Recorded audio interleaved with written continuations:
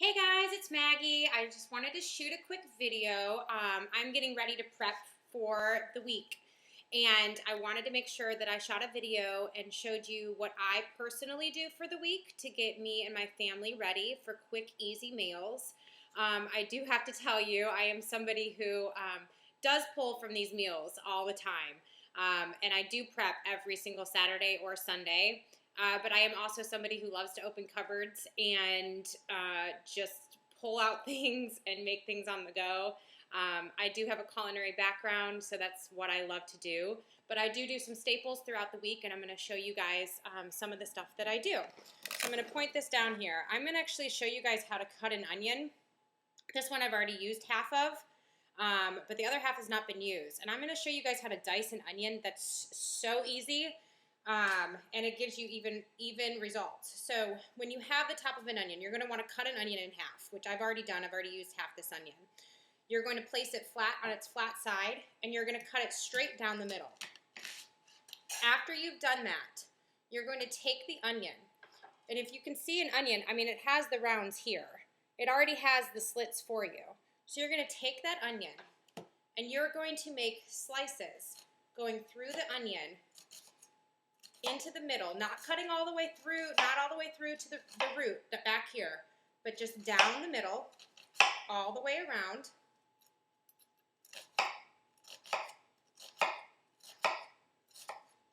And if you can see, I don't know if you can see that, but you now have the slices going this way, which are natural to the onion, and you've now sliced into the middle going down this way. So you've already made squares inside that onion. So all you have to do is just cut down the middle, and you have perfectly squared, sliced, diced onions. It takes 2 seconds to dice an onion, and most people don't even know that. Here you go. Here are all my pieces of an onion. So I take about 1/4 of an onion when I'm doing this. I won't use this other half. I take about 1/4 of the onion, and I'm gonna bring this over here for you. I've got my pan nice and hot, okay? And I'm gonna take a little bit of coconut oil. Put the coconut oil in the pan. Okay, let that melt. Let that coconut oil melt and heat up for about 30 seconds prior to you doing anything. You want it to be totally even and melted and hot, so when you put those onions in there, they cook.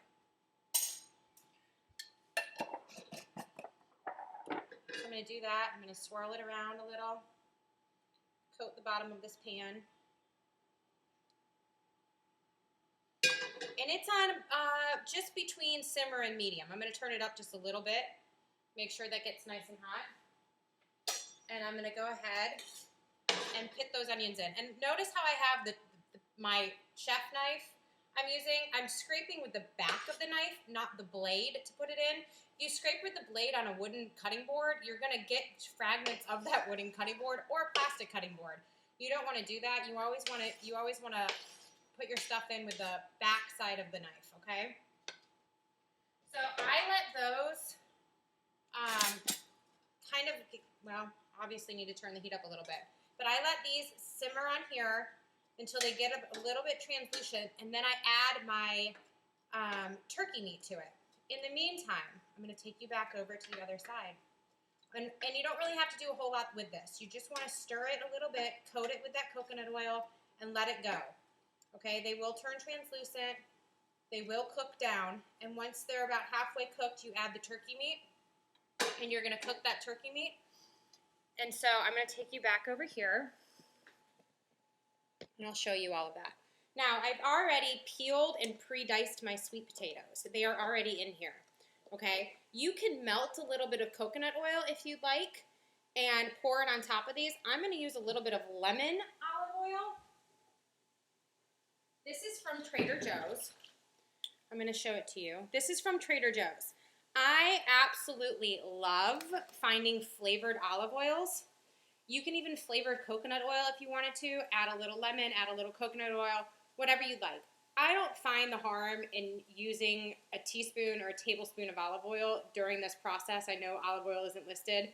You're not going to hurt yourself, and I love flavored olive oils because it just spruces things up. I also love flavored vinegars, and I'll talk to you guys about that. So I am also, because I have the culinary background, I don't measure a whole lot, so I apologize. If you want to measure out a tablespoon, please do. But here is your sweet potatoes. You're going to put a little bit of olive oil on there and just toss it up, okay? And then you're going to grab your cinnamon.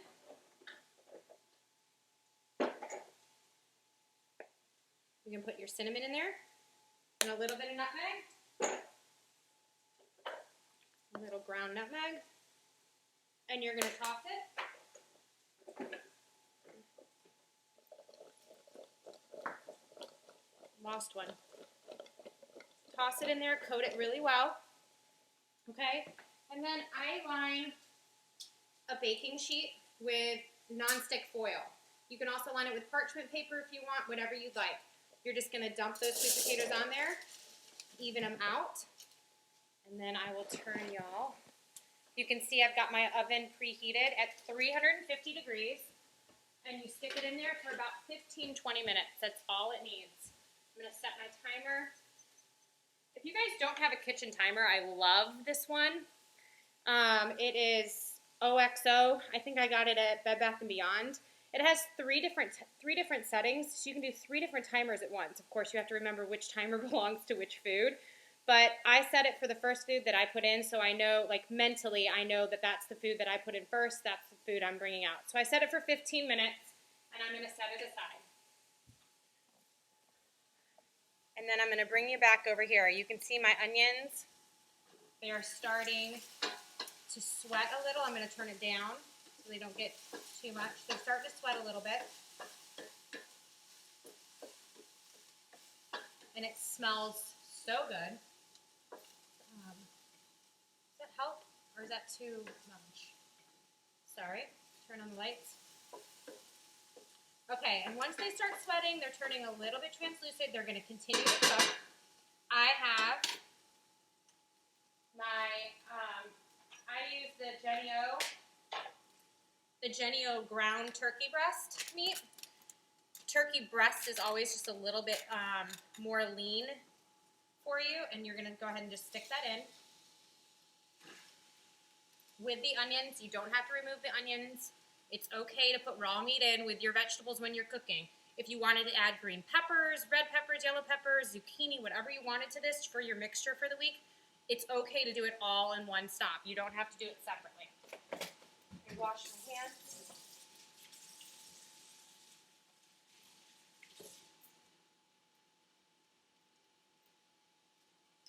And you're just going to break that meat up and let it cook with the onions and let it cook down.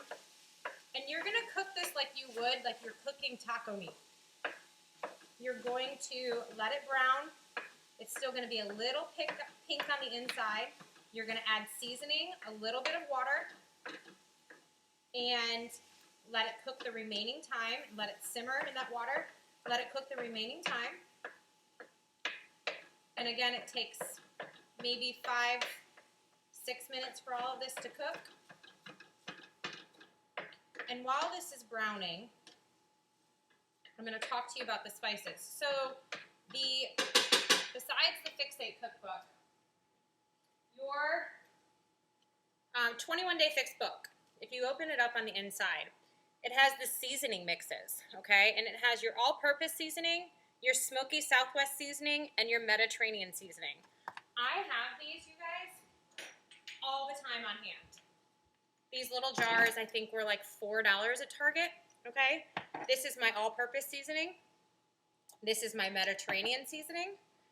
And this is my Southwest seasoning. I use the Southwest seasoning. Sorry, you can't even see my eyes. I use the Southwest seasoning on my turkey meat. I use it on ground beef if you wanted to. I use it on pork loins. It's great on a pork loin if you wanted to do that. It's great to season a steak. So is this one. And I use my all-purpose seasoning when I'm doing grilled chicken. A lot of the times I'll grill like 2 or 3 chicken breasts in one day and stick them in the fridge. I've got them to cut up for salads. I can make a chicken salad with it, whatever. But these are great to grill with as well. So as this is browning, you're going to let this cook and let it brown. And as soon as it's done cooking, I mean, you can, it's just like regular meat. You brown it up, you throw the seasoning on there. You can throw a tablespoon of seasoning, and it doesn't need a whole lot. You can always add more if you want. And you've got this going. You've got it seasoned and ready to go. I pre-package it, typically in small containers. You can go out and buy, I haven't opened these yet, but you can go out and buy these snack size containers. You're gonna wanna let your meat cool off, okay, before you put them in here. So you just pull it off, let it cool in the pan about 10-15 minutes so it's not smoking hot putting them in these containers. And then I pre-portion it. I put it in my red 21-day fix container.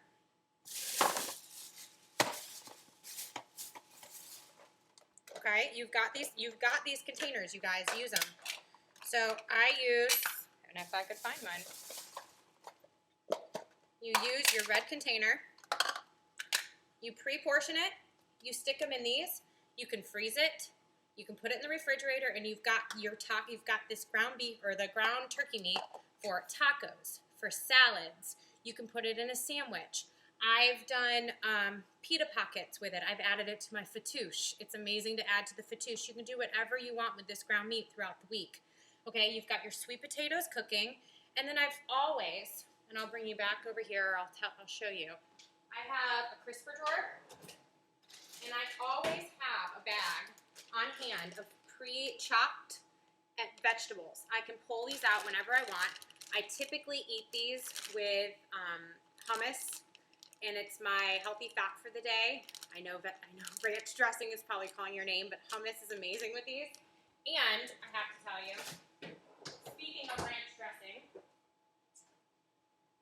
my hummus, I found this the other day. It's actually a local, that's made in Asheville. And a woman came down and was selling these at the Bar Evolution 5-year anniversary. It is called Roots. I believe they're selling it at Whole Foods and at Publix now. This is their lima bean hummus, and it is unbelievable, and it actually has a slight ranch taste to it. So if you really wanted to like make a dressing out of this, you could do a spoonful of this and a spoonful of Greek yogurt to thin it out, maybe even a little bit of almond milk, thin it out to taste like ranch dressing. And you've got ranch, I mean, it would be amazing. It would be amazing to do. I haven't tried it yet. I need to, and I'll get back to you. But this Roots is awesome. And a portion of all sales goes to food education and community enrichment. And the woman was amazing, and she had a million different flavors. Look for it in your local stores. It's made from Asheville. It's, you know, it's something different than Sabra. Let's put it that way. Or Trader Joe's. You haven't tried it yet, try it. It's really, really good. So we've got the turkey meat cooking over here. We've got the sweet potatoes in the oven. I've got my bag of vegetables chopped, and I always have fruit on hand, and because my kids love it too. So these are my staples that I make for the week. I always have some sort of bread in the morning. I typically do bread with egg and a little bit of spinach and hot sauce in the morning, so that's one of my carbs. And then I always do sweet potatoes in the afternoon as my other carb. You're going to get a lot more nutrients out of it. If you're going to do carbs through bread, try to get it through in the morning. That bread turns to sugar. And even the whole wheat bread, it's going to turn to more sugar, and it doesn't have a whole lot of nutrients in it. You're going to get more nutrients out of a sweet potato or some other carb. So look through what is appropriate in the carbs through your fix book, and try to get your carbs in other ways besides bread. I know that's hard for so many people. It's really hard for me because I love sandwiches. Love sandwiches. If I could open a restaurant or a cafe, it would be like specialized sandwiches on artisan bread, which sounds horrible, but it would be. But I have learned through this process and through the 21-day fix that there are other ways to get it, and again, this is what I do. So as soon as this turkey is finished cooking, the sweet potatoes will be finished cooking, and I am done for the week. All I have to do is pre-portion it out in my containers, stick it in the fridge, stick it in the freezer, it's good. Now, I've given you a lot of different recipes, and I will continue to give you recipes. Crock-pot recipes and soup recipes are amazing because they yield food. All of them can be frozen, you guys. It's so easy to freeze these meals. In fact, I have one to you a little bit in the recipe. This is my Mexican lasagna. It's been in my freezer for a week. There it is. And it's in one of these pre-portioned containers. It's amazing. I can put this into my fridge the night before. It thaws, and then I cook it at the same temperature as I would that's in the recipe. 350 degrees for about 30 minutes. It cooks all the way through. I always put, and I think I put this in the recipe for you guys, I always put a scoop of Greek yogurt, some fresh chives, and a little bit of fresh pico de gallo, and some avocado on top. And I know that's a lot to add, but this is so good for you, I wouldn't worry about it. And then they have other sizes of these. If it's you and your husband that are eating this, or it's you and whoever, your significant other eating this, they have one size up that you can freeze these pre-portioned, two portions for one for each of you, and it's done. It's so easy to do. And you can do the same thing with the soups. You pre-portion a bowl of soup. You stick it in the freezer. You stick it in the fridge if you're going to eat it more often. You pull it out. You heat it up. It's a no-brainer, you guys. All of this prepping that I'm doing right now takes 15 minutes. Yes, a casserole is going to take more time, but you have the casseroles. You can, take one day to make two different casseroles, and then you've got, almost 12 to 15 meals out of those two casseroles, and they're in your freezer. You can pull them out whatever you want, and then you don't stress about cooking. We don't want you to stress about the cooking. It's easier than you think. Let me know if you guys have any questions. I would love, love, love to answer them. I feel like I'm missing something, but I don't know that I am. Just make sure, and if you don't eat meat, I totally get that. Shrimp. You can pre-cook shrimp. I would only stick shrimp in the fridge for about 2 days, maybe 3 for the freshness. But again, shrimp is so easy to make that I wouldn't worry about it. Oh, something else I do with sweet potatoes. I am missing something. Sorry. So I bought one of the sweet potatoes that's in the microwavable plastic bag. It's pre-microwaved. It's really hot. So what I do with this, you guys, is I will peel this open.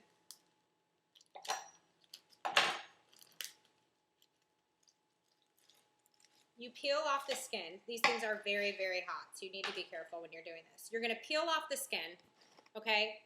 I'm going to stick it in the same bowl that had the cinnamon, the nutmeg, and the olive oil in it. I'm going to mash it up. I'm going to add maybe a 4th cup of almond milk. I'm going to add a blue container's worth of goat cheese, and 1 chive or 1 green onion chopped. Stir it up with a little bit more cinnamon and nutmeg if you've already rinsed your bowl. There's probably enough cinnamon and nutmeg in here to kind of go around. You can always add a little more. And then you've got mashed sweet potatoes, and it's so good. If you guys haven't tried this, it is so good. You can even add pecans or sliced almonds to it. Some candied pecans are amazing, and all you do for candied pecans, a little bit of olive oil, a little bit of cinnamon, stick them in the oven for about 5 minutes. They toast up, chop them, and stick them in the sweet potatoes. It is so good. It's good cold, and it's good hot. You can eat it whenever. Just portion it out in your yellow container when you're ready to eat it, and it's one of your sides. Remember, when you have something sweet, something savory is always good to go with it.